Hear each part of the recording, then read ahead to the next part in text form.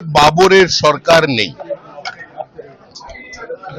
আকবর, হুমায়ুন, বাবর, অরঙ্গজেব, জাহাঙ্গীর এদের সরকার নেই। এটা বিজেপি সরকার। আইনের শাসন এখানে প্রতিষ্ঠা হয়েছে।